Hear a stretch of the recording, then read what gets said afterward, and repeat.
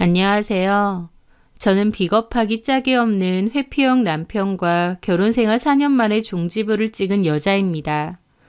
문제가 눈앞에 닥치면 해결하기보다 도망치고 회피하고 싶어하는 성향을 가진 사람을 회피형 인간이라고 하잖아요.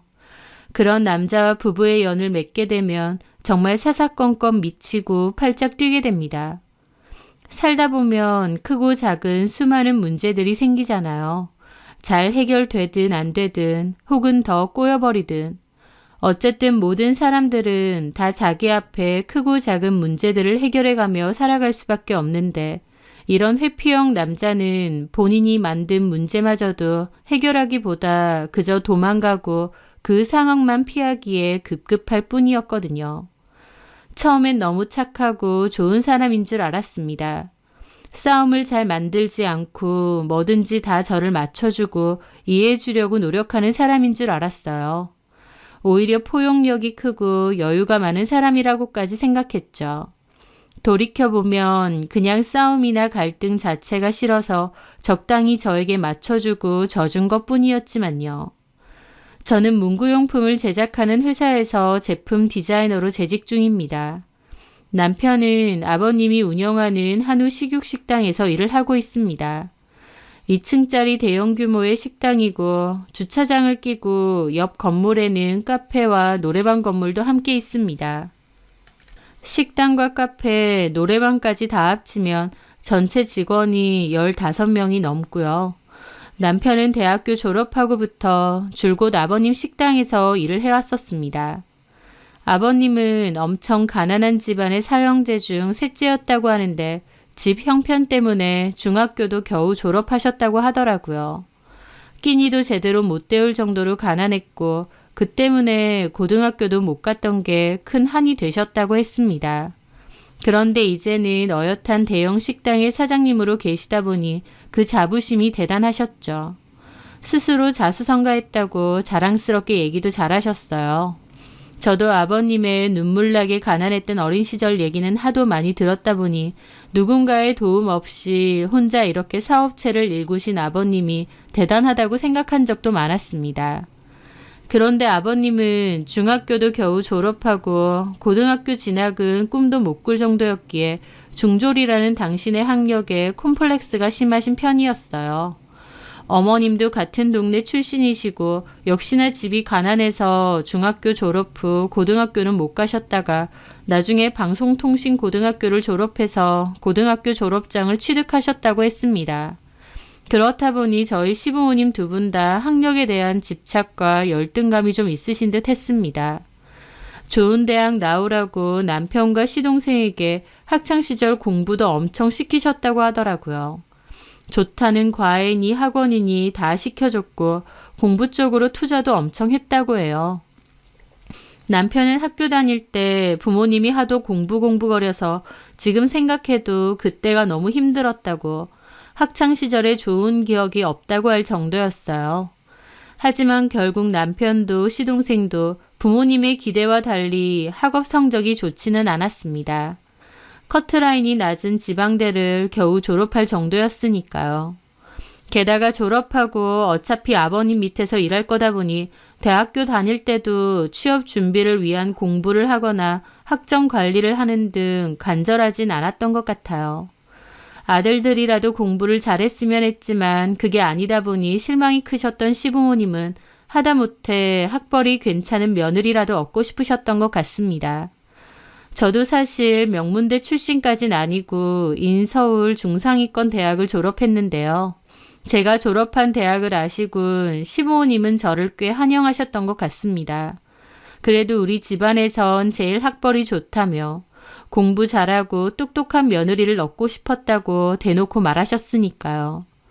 저도 학교 다닐 때 공부를 나름 열심히 하긴 했어도 그래도 특출날 정도로 공부를 잘한 건 아니었고 학교도 내놓으라 하는 명문대까지도 아니었습니다. 그럼에도 시부모님은 너무 반가워하시고 좋아하셨어요. 그리고 나중에 손주를 낳아도 아들보다는 제 머리를 닮았으면 좋겠다고 하실 정도였죠. 당연히 제 입장에선 축혀 세워주시고 똑똑하다고 해주시니 좋기도 했죠. 저희 결혼할 때 34평대 아파트도 한 채 해주셨습니다. 남편과 저는 양가 부모님의 축복 속에서 행복하게 결혼을 했죠. 어머님은 저에게 최대한 빨리 아이를 낳았으면 좋겠다.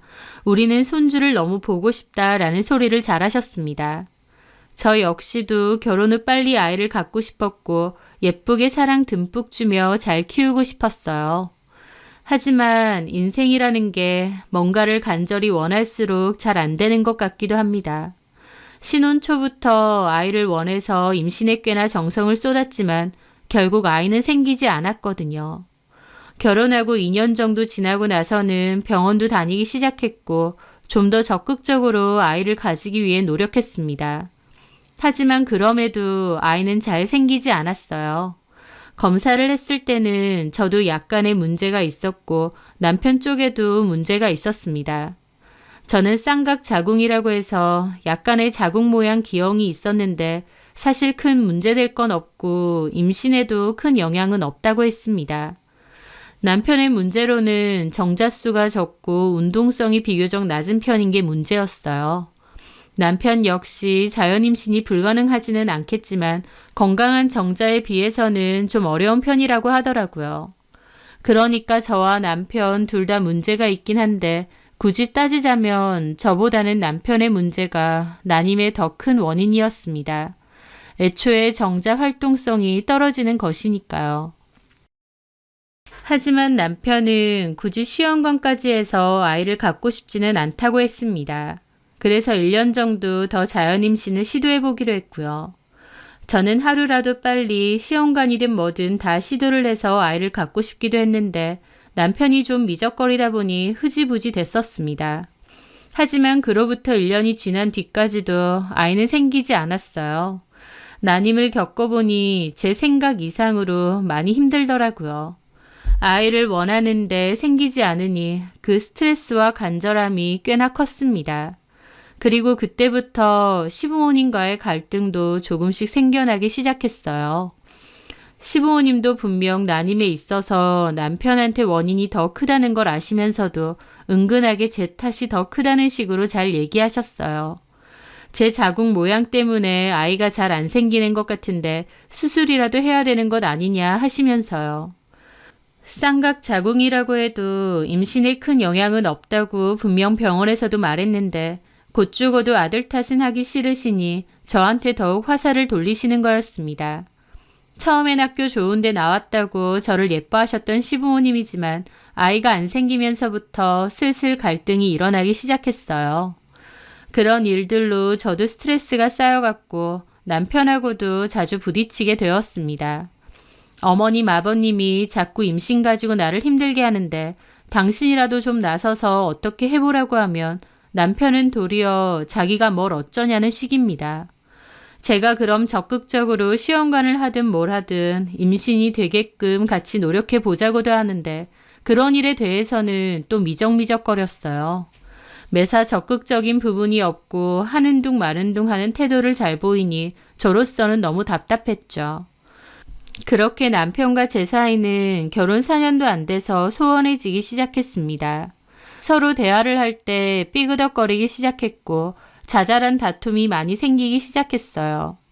남편과 제 사이에 갈등이 생겨나고 있다는 걸 알면서도 아이만 생기면 다 해결될 거라고 믿고 있었습니다. 아이가 생기면 시부모님이 저를 닥달하실 일도 없을 거고 그럼 저와 남편이 부딪힐 일도 별로 없을 거고 자연스럽게 모든 게 좋아지지 않을까 생각했으니까요.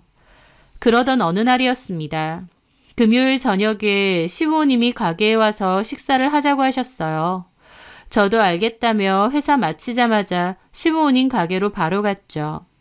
시부모님 가게에는 오래 일하신 분들이 많으신데요. 저도 시부모님 가게에 종종 가기 때문에 바쁘면 가서 일손도 좀 도울 때도 있고 직원분들하고 이런저런 얘기를 나눌 때도 있습니다. 그날은 딱히 일손 도울 건 없고 식사나 하자고 부르신 거였지만요. 자리에 앉으니 어머님이 고기를 들고 오셨습니다. 저는 제가 굽겠다고 하고 열심히 고기를 굽고 있는데 가만히 저를 지켜보던 어머님이 또 그러시더라고요. 이번 달도 소식 없지? 임신 얘기였습니다. 임신 얘기만 나오면 저도 모르게 위축이 되더라고요. 네. 아무리 생각해봐도 그 자궁기형 그거 수술할 순 없니? 그것 때문에 임신이 어려운 거잖아. 그리고 내가 들어보니 애가 져도 유산도 잘 된다던데. 하면서 또 그 얘기를 하시는 겁니다. 저 같은 여자들 많고 임신하는데 크게 문제 없다고 했어요. 근데 왜 안 생기냐고. 정호 씨 정자 활동성이 좀 낮기도 하고. 너 왜 자꾸 정호 얘기를 해? 그때 병원에서 하는 말로 요즘 남자들 되게 그렇다던데. 정호만 유별나게 문제 있는 것도 아니라더만. 병원에서는 약간의 위로처럼 환경도 그렇고 여러 가지 요인으로 인해 정상 정자가 많지는 않다고, 그래도 임신하는 사람들은 다 임신한다고 그런 얘기를 했었거든요. 어머님은 곧 죽어도 자기 아들한테 문제 있는 건 아니라면서 저만 걸고 넘어지는 겁니다. 듣던 저도 기분 안 좋더라고요. 아이가 안 생겨서 가장 스트레스 받고 힘든 것도 저인데 말이죠. 저는 그냥 아무 말 안 하고 고기만 구웠습니다. 아휴, 내가 뭘 큰 걸 바라는 것도 아니고 남들 다 생기는 애가 왜 안 생기는 거야. 이럴 줄 알았으면. 하면서 저를 힐끗 보시던데 너무 기분이 상했습니다. 어머님은 이럴 줄 알았으면 하고 말끝을 흐리셨지만, 이럴 줄 알았으면 너랑 결혼 안 시키는 건데 그 말을 하고 싶은 거잖아요. 저야말로 이렇게 임신 문제로 사람 피말리고 닥달할 줄 알았으면 결혼에 대해선 다시 생각해 봤을 텐데요. 제 주변에선 저보고 돈 많은 시댁으로 시집간다고 부럽다는 소리도 많았고, 처음엔 저도 그런 게 좋았습니다. 저희한테 바로 번듯한 신혼집을 사주시기도 했고요. 그런 건 다 감사하지만 임신이라는 게 제 뜻대로 되는 것도 아닌데 너무 압박을 주시더라고요. 저는 착잡한 기분으로 고기만 열심히 굽고 있는데 그 순간 누군가 아는 척을 하는 겁니다. 혜림아, 혜림이 맞지? 저는 고개를 돌려보니 어떤 여자가 저한테 아는 체를 하더라고요. 처음에는 한 번에 못 알아봤습니다. 뭔가 낯은 익은데 누구지? 라는 생각이 먼저 떠올랐죠. 나 기억 안 나? 현주야, 하현주. 이름을 듣는 순간 기억이 나더라고요. 고등학교 때 같은 반 친구였거든요. 엄청 친한 편은 아니었지만 그래도 인사도 하고 대화도 한 번씩 했던 사이긴 했습니다. 반가워. 오랜만이다. 순간 못 알아봤어. 나는 너 한 번에 알아봤는데 너는 고등학교 때랑 그대로다. 그래, 너는 너무 예뻐졌다. 고마워. 고등학교 졸업하고 보는 거니까 진짜 오랜만이다. 한 10년 됐다. 그치? 그렇지. 너 그때 전화까지 안 왔니? 맞아. 그건 기억하니? 그럼 기억하지. 저는 현주 얼굴이 기억나자마자 학기 도중에 전학을 갔던 것도 기억이 났습니다. 어쨌든 우연히 만난 현주는 저를 몹시 반가워하더라고요. 식사하고 가는 거야? 너는 식사하러 온 거? 가족분들이셔? 우리 시부모님이시고 여기는 우리 남편. 제 소개의 현주는 웃으며 인사를 했습니다. 안녕하세요. 저 혜림이 고등학교 친구예요. 안녕하세요. 근데 이분은 이 가게 사장님 아니신가? 현주는 저희 가게에 몇 번 왔던지 남편을 대강 알아보는 것 같더라고요. 맞아. 여기 우리 시부모님이랑 남편이 운영하는 가게야. 어머, 이 가게가? 그렇구나. 여기 되게 맛집이잖아. 크고 손님도 많고. 혜림이 너 시집 잘 갔구나? 그 말에 저는 그냥 멋쩍게 웃었죠. 가게 밖에서는 현주의 일행들인 여자 4명이 현주를 기다리고 있었습니다. 밖에서 기다리는 것 같은데 회사 동료들인가 봐. 그 말에 현주가 갑자기 웃으면서 그러더라고요. 회사 동료들이 아니고 대학원 동기들. 대학원? 나 박사학위 준비하고 있거든. 내 대학원 동기들이야. 같이 밥 먹으러 왔어. 어머, 그래? 현주의 말에 저희 시부모님도 놀라시더라고요. 어머, 그렇구나. 어느 학교예요? 현주가 학교 이름을 말하자 어머님, 아버님도 놀라시더라고요. 세상에, 공부 진짜 잘했나 보다. 그 좋은 학교에서 박사학위 준비? 석사 끝내고 이제 막 시작이에요. 교수 목표로 하고 있거든요. 어머, 그렇구나. 세상에, 우리 며느리 친구가 엄청 수재였네. 아, 아닙니다. 현주는 쑥스럽다는 듯 손사래를 치더라고요. 저는 현주의 말이 좀 의아하게 들리기도 했습니다. 제가 현주랑 엄청 친한 건 아니었지만 제가 아는 현주는 고등학교 때 그렇게 공부를 잘하지 않았다고 기억하거든요. 아니, 오히려 못하는 축에 속했었습니다. 그런데 전학 가고 나서 마음 잡고 공부를 했던 건지 그 좋은 명문대에서 대학원 박사과정을 밟고 있다고 하더라고요. 저도 꽤나 놀랐죠. 나는 동기들이 기다리고 있어서 가봐야겠다. 그럼 얼른 가봐. 우리 다음에 또 보자. 연락처 줄 수 있지? 저는 현주에게 연락처를 찍어주었습니다. 현주는 저희 시부모님과 남편에게도 인사를 하고는 서둘러 밖으로 나가더라고요. 고등학교 때 이후로 우연히 만난 것도 신기한데 뜻밖의 현주 근황을 들으니 더 놀랍기도 했죠. 현주가 가고 나서 어머님은 아버님에게 현주 얘기를 막 하시더라고요. 세상에, 박사학위를 준비한대요. 사람이 딱 봐도 똘똘하고 야무져 보이는 게 눈에 총기가 다르더라고. 그러게, 혜림이 너는 저 친구랑 친했냐? 엄청 친했던 건 아니고 그냥 같은 반 친구였어요. 그때도 공부 잘했어? 제 기억에 공부는 그닥. 얘는 공부 그닥인 애가 그 좋은 대학을 어떻게 들어가니? 네 기억이 잘못된 거겠지. 아휴, 하여튼 멋있다. 세련돼 보이고. 그러게. 어머님, 아버님은 현주가 몹시 마음에 드신 듯 했습니다. 가뜩이나 학벌에 대한 콤플렉스가 심하신 분들이기에 명문대 대학원을 다니고 있다는 현주가 너무 좋아 보이셨겠죠.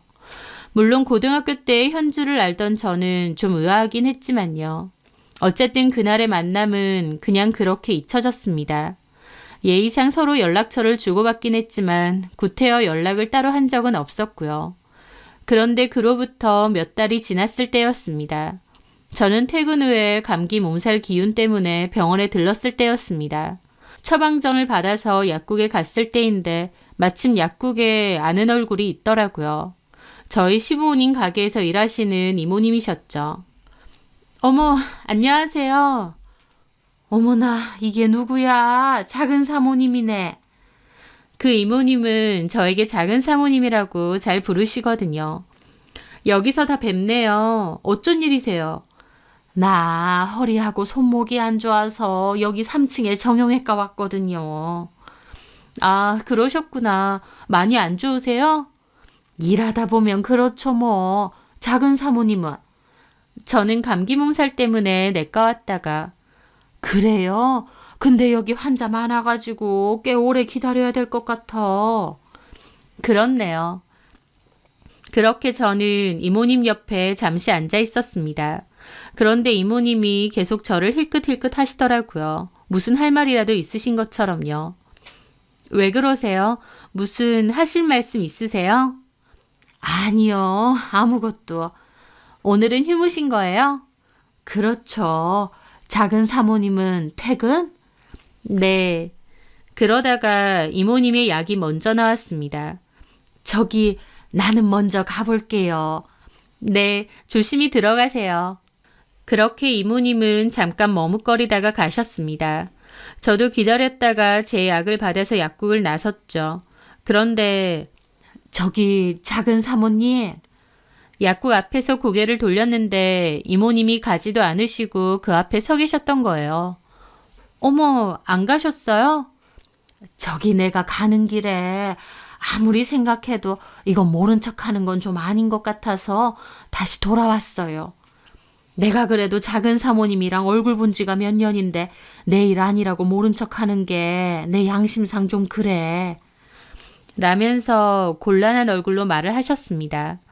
저도 어리둥절하더라고요. 무슨 일이신데요? 저기 작은 사장님 말이에요. 새댁 남편. 네, 조금 단속을 해야겠던데. 단속이요? 그게 무슨... 있잖아. 요즘 어떤 여자를 자꾸 데리고 가게에 종종 오거든요. 여자요? 누구요? 나야 모르지. 근데 내가 본 것만 해도 두세 번 정도 봤는데 데리고 오면 꼭 둘이서 룸으로 간다? 뭐 홀에서 식사해도 되잖아요. 근데 꼭 둘이서 룸으로 가서 식사를 해. 나도 그 룸으로 서빙 들어간 적 있는데 내가 들어오니 둘이서 막 얘기하다가도 별말을 안 하대. 근데 알잖아요. 뭔가 분위기가 좀 그런 거. 물론 내가 뭐 모르는 친한 친구일 수도 있는데 그래도 작은 사모님이 알고는 있어야 될 것 같아서요. 내가 괜한 말한 건 아닌가 싶기도 한데 아무리 생각해도 좀 찜찜해서 뭔가 그 분위기라는 게 있잖아요. 이모님의 말에 저는 심장이 덜컹했습니다. 외간 여자를 가게에 한 번씩 데리고 오고 룸에서 둘이서 식사도 한다는 거예요. 솔직히 친구나 지인이라고 해도 결혼한 유부남의 행동으로는 일반적이진 않잖아요. 저는 너무 의아하더라고요. 혹시 내가 괜한 얘기를 한 건가? 아니에요. 아마 뭐 아는 지인이라던가 친구일 것 같긴 한데 어쨌든 제가 한번 알아볼게요. 저 생각해서 말해주셔서 감사해요. 응, 나는 작은 사모님 조금 걱정돼서 저기 혹시 아니더라도 내가 얘기했다는 건 말하지 말고요. 그럼요. 당연하죠.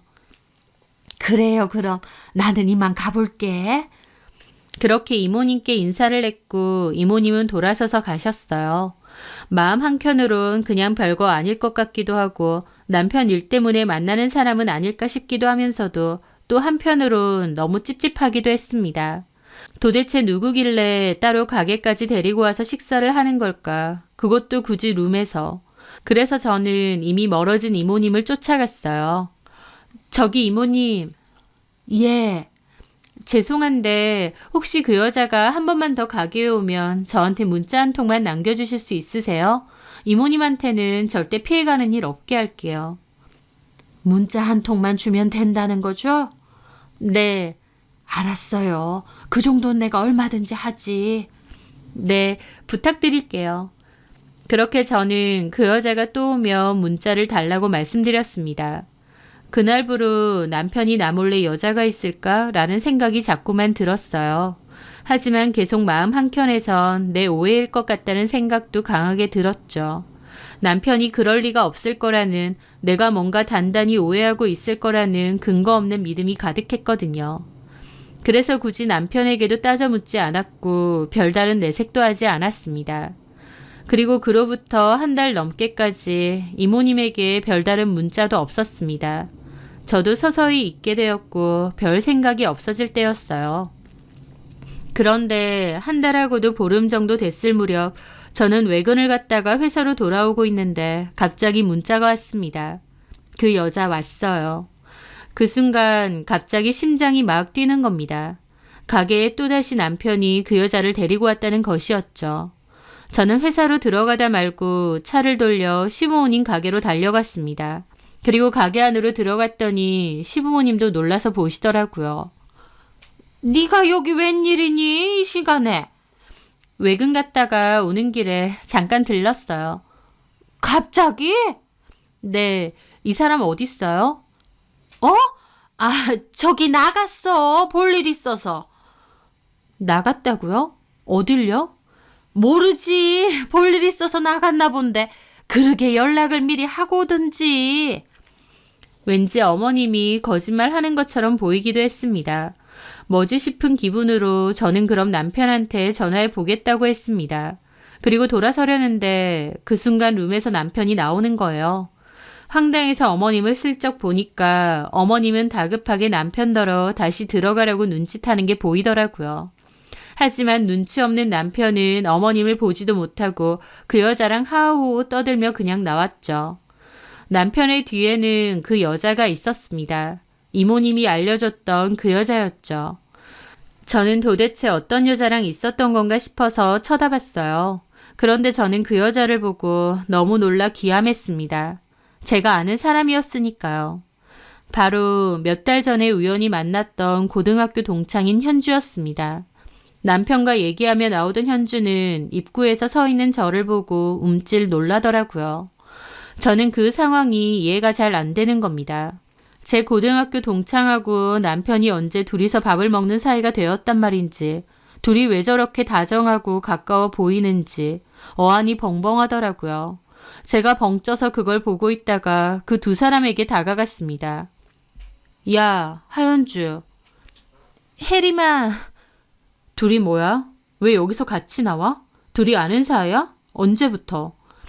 아, 내가 여기 단골이라서 와서 종종 식사하거든. 그러면서 사장님하고 좀 친해졌어. 내 남편하고 친해졌다고? 횡설수설하는 게 누가 봐도 거짓말이더라고요. 그래서 지금 룸에서 둘이서 식사를 한 거야? 왜? 어? 아, 그게... 지금 뭐 하자는 거야? 둘이 뭐냐고. 저는 꿀먹은 벙어리 마냥 입 다물고 있는 남편에게도 물었습니다. 야, 김정호, 네가 얘기해봐. 이게 어떻게 된 거야? 네가 언제부터 얘랑 이렇게 된 거야? 제가 따지는데도 남편은 입 꾹 닫고 한마디도 안 하더라고요. 저는 너무 어처구니가 없는데 그 와중에 어머님이 오시는 겁니다. 가게 안에서 뭐 하는 거야? 다른 손님들도 있는데. 어머님은 뭐예요? 내가 뭐? 지금 어머님 아들이 외간 여자랑 여기서 식사하고 있잖아요. 근데 이걸 그냥 지켜보고만 계세요? 아니, 오히려 방금 숨겨주신 거죠? 아니, 식당에서 밥 먹는 거 가지고 왜 이렇게 난리야? 여기가 무슨 모텔도 아니고. 남편이 얘랑 둘이서 저 방에서 식사하고 나왔다는데 그게 안 이상해요? 입장 바꿔서 아버님이 모르는 여자랑 둘이서 식사하고 나왔다고 하면 어머님은 아, 그렇구나. 모텔도 아니고 식당인데 뭐 그렇게 하실 수 있으세요? 얘 왜 이렇게 난리야? 다른 손님들도 있는데. 그래요? 그럼 따로 얘기할게요. 저는 남편을 강제로 잡아 끌고 나왔던 룸으로 다시 들어갔습니다. 하연주도 같이요. 그리고 문 닫았습니다. 그랬더니 어머님도 따라 들어오시더라고요. 너 지금 뭐 하는 짓이야? 그건 저한테 물으실 게 아니고 어머님 아들한테 물으셔야죠. 야, 김정호, 너 입 없어? 얘기 좀 해봐. 네가 얘랑 어떻게 하는 사이고 왜 둘이서 이러고 있느냐고. 뭐라도 말을 해야 될 거 아니야. 얘 좀 봐라. 어머님은 제발 좀 빠지세요. 뭐? 누구더러 빠지라 말아야? 저는 난리치는 어머님 무시하고 두 사람에게 따져 물었습니다. 누가 얘기할래? 남편은 여전히 입 꾹 닫고 있길래 하연주에게 물었습니다. 야, 네가 얘기해봐.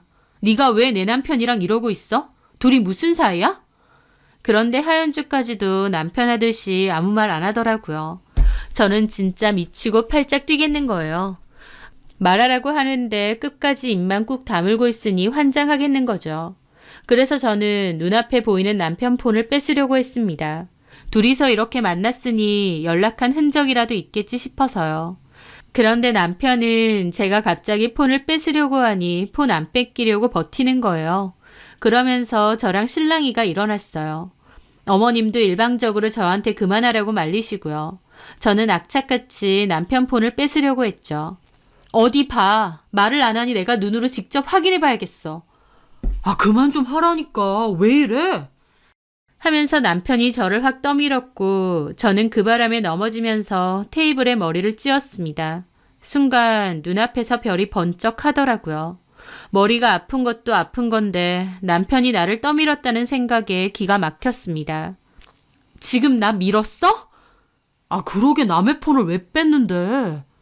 이게 어떻게 된 건지 변명이라도 해야 될 거 아니야. 입 꾹 다물고 있으면 그만이야? 저는 다시 남편에게 달려들었고 이번엔 어머님이 저를 확 떼어놓으시더라고요. 아우, 그만 좀 해라. 얘가 왜 이렇게 무식하게. 어머니. 야, 됐다. 그냥 이렇게 된 김에 다 말해버려. 무슨 말요? 얘 정호야. 그냥 얘기해. 어차피 언젠가 얘기하려고 했잖아. 그 말에 남편은 여전히 말을 안 했고 결국 어머님이 말하셨습니다. 너 정호랑 그만 살아라. 갈라서. 네? 다짜고짜 저한테 그만 살라고 하시는 겁니다. 저한테 그만 살라고요? 그래, 그만 살라고. 왜요? 이 사람이랑 쟤랑 바람이라도 났어요? 그래서 저한테 이혼해달라고 하시는 거예요? 어머님은 그 말에 헛기침만 하고 대답을 못 하시더라고요. 설마 했는데 정말 남편은 제 동창하고 바람이 난 겁니다. 니들 미쳤어? 야, 김정호, 바람? 너 제정신이야? 미안하게 됐다. 근데 솔직히 우리 사이 안 좋아진 지 꽤 됐잖아. 그건 너네 엄마 아빠가 허구한 날 임신 타령하니까 그런 거잖아. 그리고 사이 안 좋아졌다고 바로 바람 피니? 그것도 마누라 동창이네랑? 너네 엄마 아빠? 얘 말하는 뻔세 봐라. 어머니, 이건 아니죠. 그래서 지금 아들 바람 피는 거에 동조하시는 거예요? 아들을 나무라지는 못할 망정 어떻게 이러실 수 있으세요? 네가 왜 우리 아들을 나무래야 되는데? 솔직한 말로 나도 며느리감으로 너보다 현주가 더 좋다. 네? 학벌 좋아. 좀 있으면 교수 될 거야. 성격 사근사근 착해. 게다가 제일 중요한 건 우리 종호 아이도 임신했다. 임신요? 어머님 말을 듣는데 저는 기절할 것 같더라고요. 바람핀 것도 모자라 임신까지 했다는 겁니다. 하연주를 다시 만난 게 불과 몇 달 전인데 그 사이에 이런 일들이 다 일어났다는 게 꿈만 같더라고요. 야, 너 임신했어? 미안해. 어쩌다 보니 그렇게 됐어. 너 돌았니? 하면서 제가 현주에게 달려들려고 하자 어머님이 놀라서 저를 확 떠미시는 겁니다. 그 바람에 저 또 바닥에 밀쳐지고요. 임신했다는데 어딜 건드려! 아직 초기라서 조심해야 된단 말이야! 하는데 바닥에 주저앉아서 어머님, 남편, 하연주 그 세 사람을 쳐다봤습니다. 이게 꿈인가 싶고 이게 진짜 나한테 일어난 일인가 싶었어요. 저는 까무러칠 것 같은 기분을 이 악물고 참고 일어났습니다. 뭔가 머리 뒤통수가 불편해서 만져보니 아까 테이블에 부딪혔을 때 찢어졌는지 피까지 나더라고요. 그걸 보고 남편과 하연주도 헉하고 놀라고요. 제 손에 묻은 피를 보는데 속에서는 정말 천불이 올라왔습니다. 이혼? 누구 맘대로. 그리고 나 이거 진단서 떼서 고소할 거야. 너네들 상간소송도 할 거야. 예! 어디 두고 봐. 내가 이대로 넘어갈 줄 알아? 두고 보자. 내가 니들 다 가만 안 둬. 저는 그렇게 이를 바득바득 깔며 그 자리를 떠났습니다. 저는 그 길로 병원에 갔고 두피가 찢어졌다고 해서 꼬매고 진단서도 받았습니다. 저는 그걸로 폭행 고소도 할 생각이었습니다. 속에서는 정말 악밖에 안 남더라고요. 이혼도 절대 안 해줄 거고 그것들 내가 가만 안 둘 거다 그 생각밖에 없었죠. 근데 남편은 그 일 이후로 집에도 안 들어왔습니다. 저한테 뭔가를 요구하거나 얘기할 의지도 없고 그저 이 상황을 회피하고만 싶었던 것 같았죠. 저는 이를 바득바득 깔며 상간소송과 폭행 고소도 준비하려 했습니다. 이혼은 절대 안 해줄 거지만 상간소송은 반드시 하겠다고 생각했죠. 그런데 문제는 소송 준비에 가장 필요한 증거가 없었어요. 사실 내연녀인 하연주가 임신을 했기 때문에 그것보다 더 강력한 증거는 없겠지만 걔가 임신을 했다는 것을 제가 증명할 만한 것이 당장은 아무것도 없는 것이었습니다. 그때 난리칠 때 녹음이라도 했어야 되는데 아무것도 해놓지 않았던 저는 뒤늦게 후회가 되더라고요. 어떻게 하면 증거를 만들 수 있을까? 남편이나 하연주하고 통화라도 다시 해야 될까? 이런저런 생각을 하던 도중이었습니다. 어느 날 어머님이 전화가 왔습니다. 할 얘기가 있으니 좀 만나재요.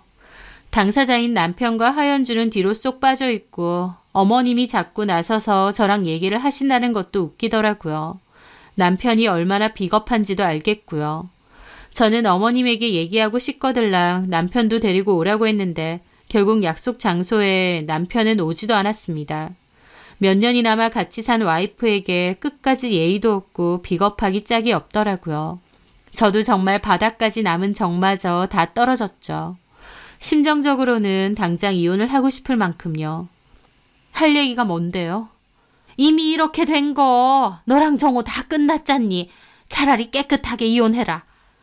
싫은데요. 그럼 어쩌자는 거야? 제가 왜 이혼을 해줘야 되는데요? 억울해 죽겠는데. 저 이혼 안 해요. 그냥 상간소송만 할 거예요. 상간소송? 네, 저 증거 다 있고요. 그날 가게에서 했던 얘기들, 저 밀친 거 다 녹음했거든요. 변호사한테 물어보니 증거로 충분하다네요. 어머님 아들 하연주 상대로 상간소송 진행할 거고요. 어머님 아들은 폭행 고소도 진행할 겁니다. 아들의 불륜 사실을 묵인한 어머님한테도 위자료 소송 걸 거고요. 라고 거짓말을 했습니다. 사실 미리 준비한 건 아닌데 어머님 얘기 듣자마자 열받아서 저도 모르게 다다다 얘기가 쏟아져 나오더라고요. 세상에, 그걸 녹음했어? 그 와중에? 너 지독하다 정말. 아무리 지독해도 어머님 아들만큼 지독하고 어머님만큼 지독할까요? 박사 며느리 얻을 생각에 신나셨죠? 근데요, 저 이 사실 그 학교에도 다 알릴 겁니다. 뭐?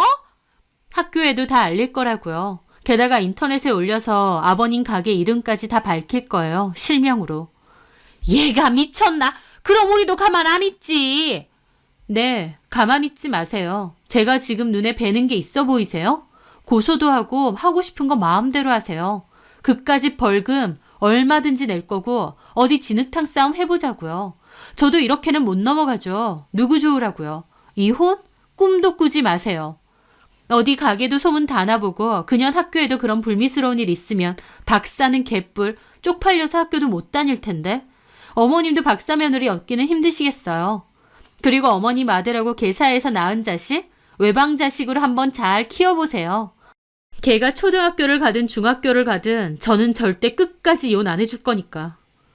제 말에 어머님 표정이 심각하더라고요. 벌금 내든 말든 소문 다 낼 거고 이혼도 안 해줄 거다. 상간소송만 걸 거다. 어디 끝까지 가보자 그러고 있으니 어머님도 생각이 많아지신 것 같았죠. 저는 정말 그럴 생각도 있었습니다. 그날 하연주 앞에서 저 밀치고 이혼해달라 요구했던 그 일이 생각할수록 너무 악에 받쳤거든요. 그런데 어머님은 제 얘기를 듣고 한참을 생각하시더니 태도를 살짝 바꾸시더군요. 혜림아, 그래, 네 심정도 기가 막히겠지. 우리도 너한테는 충분히 미안해. 이제 와서요? 다 필요 없어요.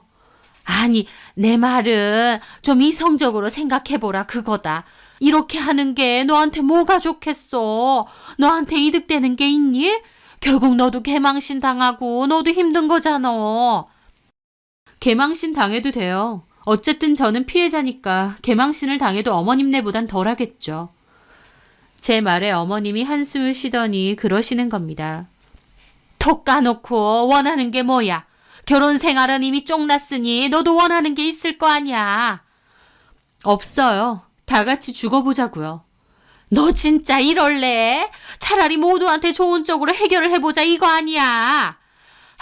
좋다. 그럼 이거 넣었더니 너네 살고 있는 신혼집 그거 넣어주마. 그 말에 저는 코웃음 쳤습니다. 야, 너 지금 코웃음 칠 때야? 그게 돈이 얼마짜린데? 그거 가지고 입 닫으라고요? 당연하지. 그 정도면 차고 넘치지. 니네가 무슨 애가 있어. 결혼 생활을 오래 했어. 톡 까놓고 꼴랑 3, 4년 살고 애도 없이 이혼하는 건데 6억짜리 아파트 받으면 너 손해보는 장사 아니잖아. 요즘 떨어져서 6억까지 안 돼요. 어쨌든 너 결혼할 때 별로 해온 것도 없는데 그렇게 치면 손해보는 장사 아니라고. 어머님은 돈으로라도 어떻게든 무마하려고 하시더라고요. 솔직히 그때 당시에는 어머님의 그런 행동이 더 기분 나빴는데요. 조금만 돌이켜 생각해보니 나쁘지 않은 제안이었습니다. 어차피 이렇게 된 거 차라리 받을 거 제대로 받고 이혼해 주는 게 낫겠다 싶기도 했거든요. 이미 정 다 떨어졌고 절대 예전으로 돌아갈 수 없는데 그렇게 치면 차라리 계산 똑바로 해서 받을 거 받고 쪽내는 게 저한테 더 나은 선택이니까요. 제가 아무 말도 안 하고 있자 어머님은 잘 생각하라고 하시더군요. 조용히 협의 이혼해주고 상간 소송이니 폭행 고소니 아무것도 걸지 않겠다는 조건으로요. 게다가 더불어 나중에라도 학교든 가게든 소문내지 않겠다. 조용히 갈라서 주겠다 약속하면 그 아파트 바로 넘겨주신답니다. 만약 저도 그렇게 안 하면 결국 자기들도 변호사 빵빵하게 사서 대응할 거라고요. 저는 일단 생각해 보겠다고 하고 그 자리는 떠났어요. 하지만 조금만 생각해봐도 사실 그 편이 저에게도 나쁘지 않은 딜이었습니다. 남편 놈이 감정적으로 괘씸하고 어쩌고를 다 떠나서 일단 저는 상간소송을 진행할 만한 확실한 증거조차도 없었으니까요.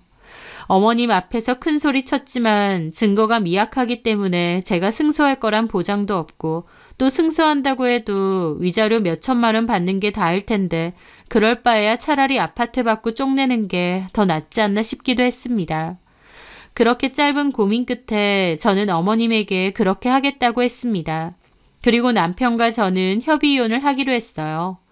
제가 다른 소송이나 문제를 제기하지 않고 조용히 이혼해주기로 각서 쓰고 공증까지 받았죠. 저도 아파트 받고 나면 그냥 저 쓰레기 인간하고 이혼하고 다 지워버리고 싶었기 때문에 구태여 제 에너지와 시간 들여서 소문내고 그런 짓 할 생각도 없어졌고요. 남편은 뒤에 꽁꽁 숨어 있었기에 어머님하고 주로 얘기를 해서 진행을 하게 되었습니다. 그것마저도 참 기분 더럽더라고요. 적은 나이도 아니구만 자기 엄마 뒤에 숨어있는 꼴 좀 봐라 싶고요. 그래서 한편으론 저런 인간은 내가 사양이다 생각하며 차라리 이혼하는 게 잘된 거다 생각하기도 했습니다. 하지만 또 한편으론 몇 억짜리 아파트까지 줘가면서까지 새며느리를 그렇게 얻고 싶은 건가 싶기도 해서 엄청 서운한 마음도 들더라고요. 물론 새며느리 자체보다도 손주를 임신했다는 게 더 크긴 했겠지만 명문대 박사 출신 며느리라는 것도 시부모님 입장에선 놓치기 싫었던 간판이었을 겁니다. 그걸 아니까 더 더럽고 치사하다 싶더라고요. 어쨌든 저는 그렇게 이혼을 하기로 했습니다. 협의를 하긴 했지만 좋은 이혼이 어디 있겠나요. 끝까지 스트레스 받고 마음도 많이 힘들었죠. 그러던 와중 저는 그맘때 고등학교 친구를 만나게 되었습니다. 제가 이혼한다고 제 소식을 전했더니 친구도 너무 놀라더라고요. 뭐 때문에 이혼하느냐고 해서 이혼 사유가 고등학교 동창이었던 하연주 때문이라고 했습니다. 그랬더니 그 친구는 더더욱 놀랐어요. 왜냐면 그 친구는 고등학교 때 하연주랑 짝꿍도 하고 저보다는 훨씬 친했던 친구였거든요. 지금은 연락 안 한다고 해도 한때는 꽤나 친했던 친구였기에 더 놀랐겠죠. 뭐? 하연주랑 니네 남편이? 진짜 어이없지 않니? 세상에 무슨 이런 일이 다 있니? 그리고 하연주 미친 거 아니야? 하연주가 니네 남편이랑 원래 아는 사이였어? 아니, 그게 아니라 하면서 처음에 어떻게 만났는지 얘기를 해주었습니다. 하연주가 시부모님 가게 대학원 동기들과 식사하러 왔었고 그때 안면을 처음 텄었다는 얘기를요. 그런데 제 얘기를 들은 친구가 대학원이라는 말에 어이없어 하는 겁니다. 잠깐만, 그게 뭔 소리야? 걔가 대학원생? 박사 준비? 그것도 그 명문대? 무슨 말도 안 되는. 왜? 걔가 무슨 박사 준비야. 걔 대학도 안 갔어. 고등학교 졸업이야. 나도 23쯤까지 연락하다가 말아서 아는데 대학 근처도 안 갔다. 나랑 친구할 때도 무슨 작은 건설회사 격리를 한다고 했고 그 후에는 건너듣기론 피부과에서 여드름 압출하는 그런 일 한다고 했었는데. 친구의 말에 저는 어리둥절했습니다. 뭐라고? 하연주 얘기하는 거 맞아? 그래, 하연주. 우리 고등학교 동창 하연주 말이야. 내가 걔한테 너무 질려서 연락 좀 하다가 아예 손절했잖아. 왜 질렸는데? 왜긴 왜야. 거짓말을 너무 많이 하니까. 라는 겁니다. 저도 화들짝 놀랐죠. 거짓말? 걔 완전히 병적인 허언증이야. 처음엔 나도 몰랐지. 근데 나중에 보니까 앞뒤가 하나도 안 맞고 다 거짓말인 거야. 친구인 나도 다 속인 거지. 자기 아빠가 사업하고 엄마는 사립유치원 원장이라고 하고 오빠는 의대 다닌다고 했거든? 너도 기억하는지 모르겠는데 걔 나름 가방도 비싼 거 들고 다니고 신발도 메이커만 신었잖아. 비싼 걸로. 그런 것까진 기억은 안 나는데 하여튼 좀 부자라고 들었던 것 같기도 해. 그래 맞아. 지네 아빠가 차가 여러 대라서 골러 탄다고까지 했다니까. 그리고 나한테 비싼 아파트 산다고 했거든. 한번 집에 놀러 가자고 하니 절대 안 된대. 근데 나중에 알고 보니 무슨 다 떨어져 가는 월세방에서 지네 오빠랑 엄마랑 살더라고. 아빠도 안 계셔. 돌아가신 건지 이혼한 건지 모르겠지만. 그리고 오빠가 의대 좋아하시네. 고등학교 중퇴에 배달일하더만. 엄마도 사립유치원 원장이 아니고 유치원 급식소에서 일하신다고 하고. 걔가 거짓말을 하도 뻔뻔하고 감쪽같이 하니까 나도 몰랐거든? 그러다 같이 친구인 애가 있는데 걔가 다 알려줘서 알았어. 나도 걔랑 친구로 지내는 몇 년 동안 다 속은 거지. 나도 열받아서 너 왜 그렇게 사소한 것까지 다 거짓말을 하느냐 한번 따져 물은 적도 있는데 자기는 거짓말한 적 없다고 끝까지 거짓말을 하는 거야. 내가 다 알고 있는데도 막 억울하다는 듯이. 와, 그거 보면서 얘랑은 계속 연락하고 지내면 안 되겠다. 좀 소름 끼치는 애다 싶더라고.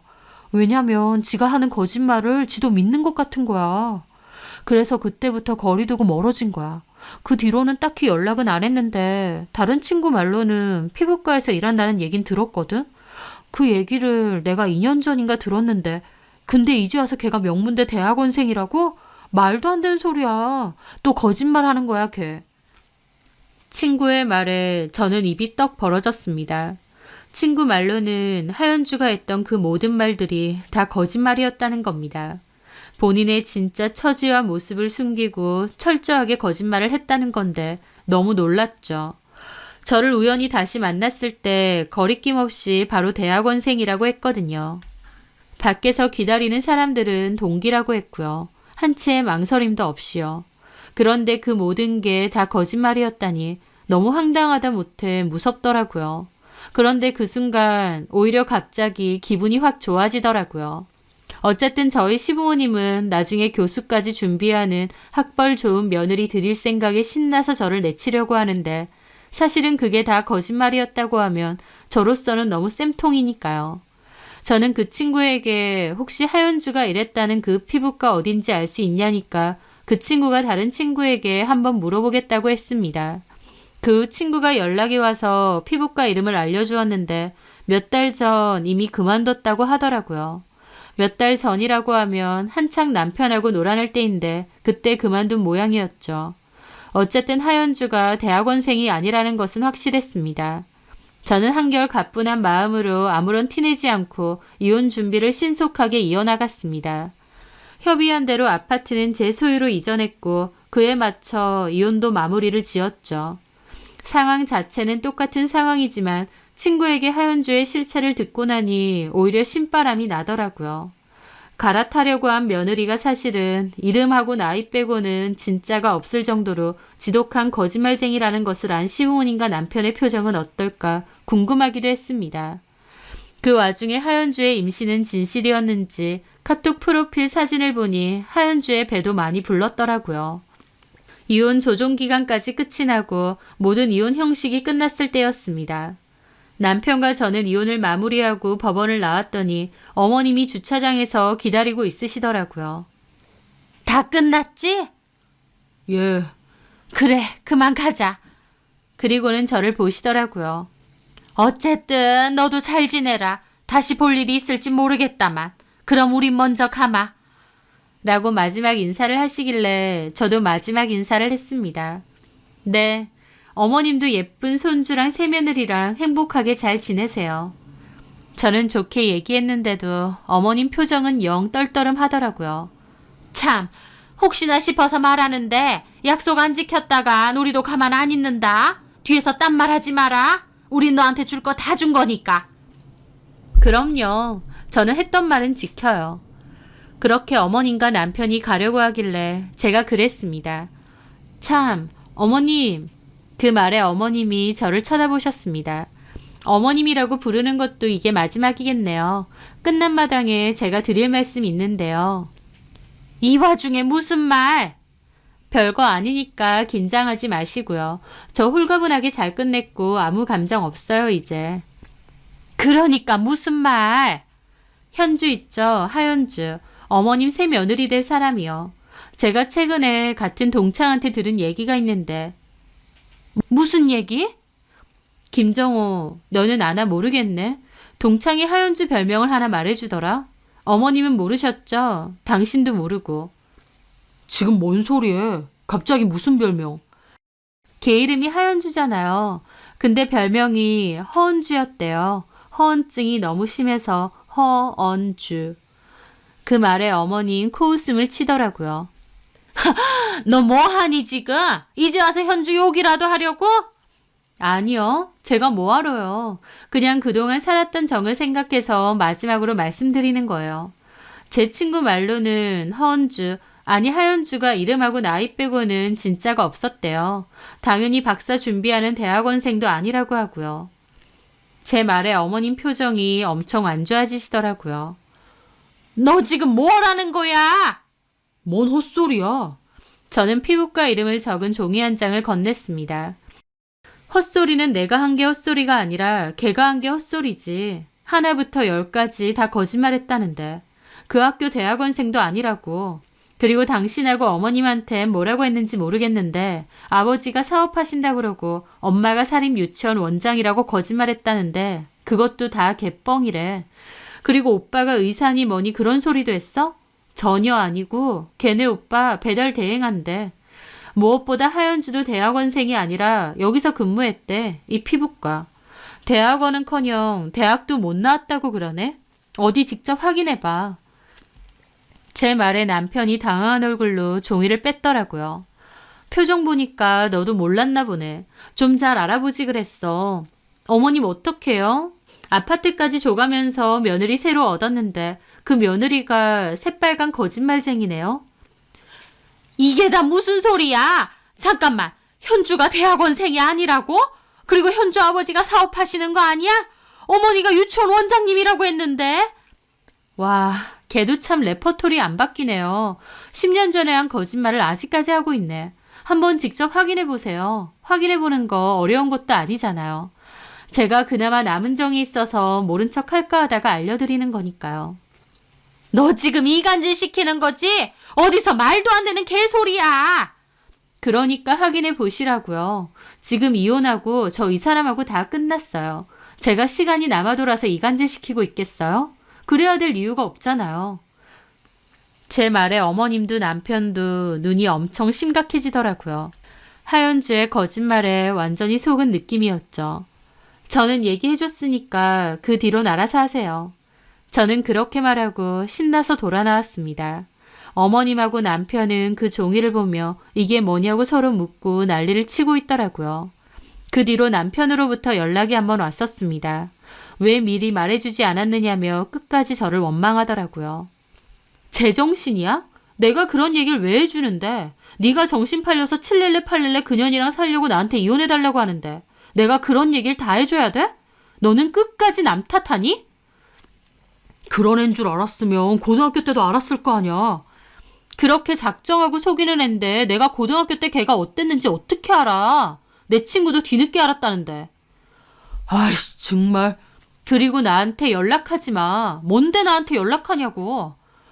아 답답하니까 연락했지. 엄마 아빠도 완전 뒤집어지고. 하면서 약간 흐느끼는 소리까지 들리길래 제가 물었습니다. 다 확인해 봤어? 다 거짓말 맞지?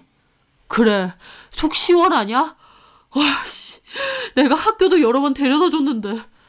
어쨌든 니애 임신한 건 맞잖아. 그걸 어떻게 알아? 입만 열면 다 거짓말이는데. 애 낳고 나면 친자검사 하기로 했어. 참나, 아주 시트콤이 따로 없네. 너는 무슨 그런 애랑 동창이야? 그 말에 저도 완전 꼭지 돌아서 따졌습니다. 야, 김정호.